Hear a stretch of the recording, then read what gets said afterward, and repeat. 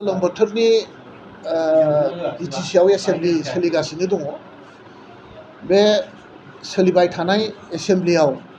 जोंहा मोनसे रायलायथारनांगौ मोनसे साबजेक्ट दङमोन बा इस्यु दङमोन। बेनो जाहैबाय दिनैनि दिनाव भारतनि इलेक्शन कमिशना आसाम रायजोनि एमएलए आरो एमपि सेगमेन्टखौ एलाइनमेन्ट खालामगासिनो दं बा डेलिमिटेशन खालामगासिनो दं। दा बेवहाय जोंहा 6 शेड्यूल प्रभिजननि मोनसे बेबस्थापनाजों दाजानाय बिटिसि हिसाबै जोंहा बेवहाय माखासे खोथा बुंनांगौ थाबाय। बे जाहैबाय मा उइदिन दा बाउन्डारि उइदिन दा टेरिटरि अफ बिटिसि बिनि गेजेरावनो पार्लियामेन्ट सेगमेन्ट आरो एसेमब्लि सेगमेन्टफ्रा जानांगौ होननानै मोनसे जोंहा बिटिसिनि जिथु एकर्ड बे एकर्डआवनो लिरनाय दंखायोमोन आरो बेखौ जोङो दा सुजुग मोनबाय आरो सुजुग मोननाय हिसाबै दिनै भारत सरकारा डेलिमिटेशन जिथु खालामबाय थादों। बे खालामबाय थानायाव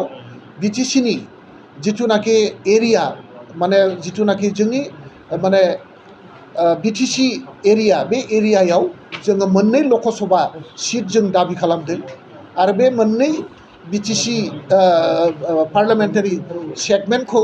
खालामनांगौ होननानै जोङो आसा खालामदों आरो बेबायदियैनो थांनाय 2007 सननि जिथुनाखि ड्राफ्ट बे ड्राफ्टआव जोङो उदालगुरि लकसभा आरो क'क्राझार लकसभा बे मोननै लकसभाया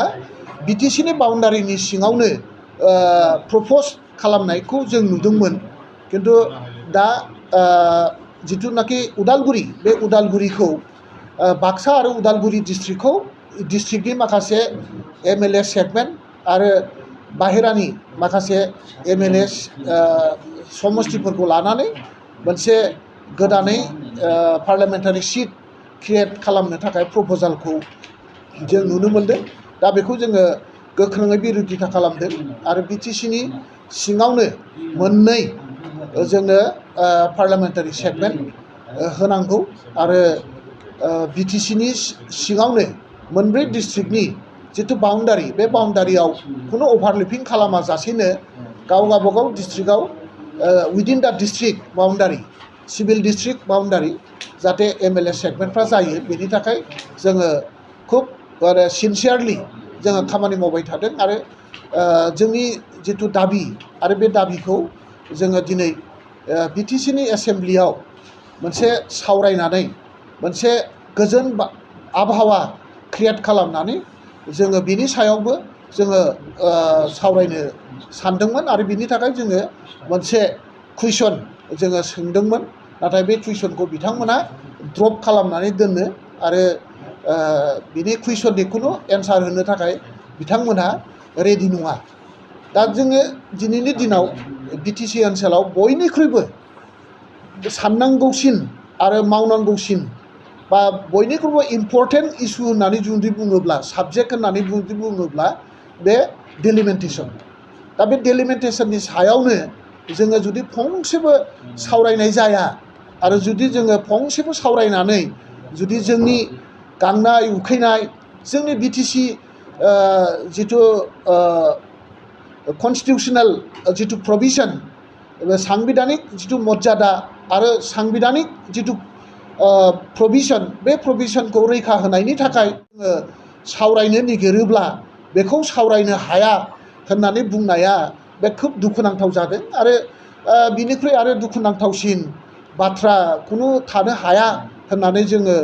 साननानै बिपिएफ राजनितिक दोलोनिफ्राय बिनि सायाव जोंहा बुंथारनांगौ दङ मावथारनांगौ दङ सानलायथारनांगौ दङ होननानै जोङो दिनैनि बे एसेमब्लिखौ नागारनानै जोङो बाहेरायाव जानगारनानै थानाय जादों। जेम्स बसुमतारी मानिजाथाव एमसिएलए बिथाङा कुइसन सोंदोंमोन आरो बिनि एन्सारा 7 नं माबायाव एन्सार होदों बिथांमोना आरो बे एन्साराव जों नुनो मोनबाय माने सासेबो आसामनि डाइरेक्ट रिक्रुटमेन्ट बर्डआव सेलेक्सन जानाय केन्डिडेटआ जोंनि बिटिसिनि ट्रेन्सफार्ड साबजेक्टआव फिलआप जायाखै होननानै बिथांमोना होदों। खिन्थु जोङो नोंथांमोननि बा रायजो राजानो जोङो गोबां फोरमान होनो हायो जे बिटिसिनि ट्रेन्सफार्ड साबजेक्ट बे ट्रेन्सफार्ड साबजेक्टफोराव दिनै बै डाइरेक्ट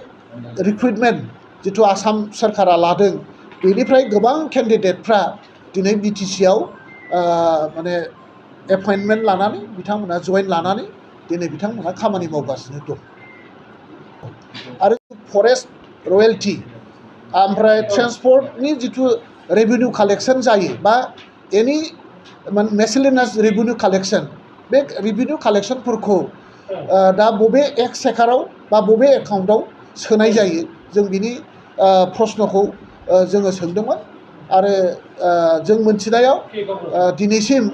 जिथुनाखि ट्रेन्सपर्ट डिपार्टमेन्टनि जिथु रेभिनिउ कालेक्सन बे रेभिनिउ कालेक्सना माने एसेल' कालेक्सन जिथु अफिसफ्राव डिटिअ अफिसफ्राव कालेक्सन जायो डाइरेक्ट ट्रेन्जेक्सन जायो बेवहायल' जोंनि बिटिसिनि प्रिन्सिपाल सेक्रेटारिनि एक्सचेकाराव जमा जायो होननानै जों मिथिगौ बिनि बागै जायफोर अनलाइनाव पेमेन्ट खालामो जायफोर अनलाइनाव टेक्स पे खालामो बेफोर पेमेन्टनि जिथु माने लिंकेज बे लिंकआ डाइरेक्ट स्टेट गभर्नमेन्टनि